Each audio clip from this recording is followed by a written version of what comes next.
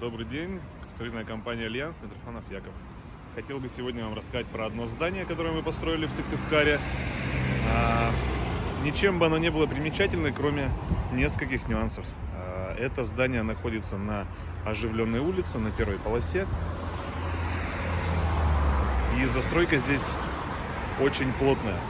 Поэтому забор вокруг здания, которое мы поставили, он стоял всего лишь в 2 метрах от самого здания. Здание было маленькое, было неприметное.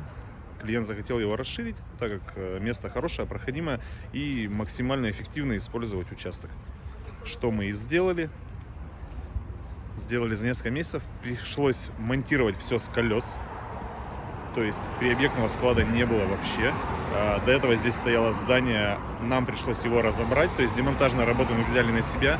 Все это в центре города, все это монтировалось, вывозилось.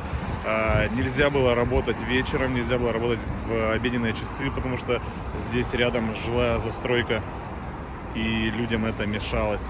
Пришлось договариваться с жителями, потому что мы заняли часть газона, и отремонтировать им потом вход в подвал. Ну, то есть пришлось договариваться, все эти проблемы мы берем на себя, весь демонтаж, расширение границ максимально возможное на этом участке. И вот такое здание у нас получилось.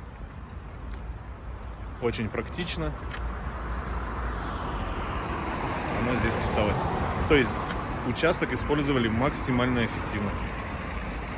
Всего доброго, до новых встреч.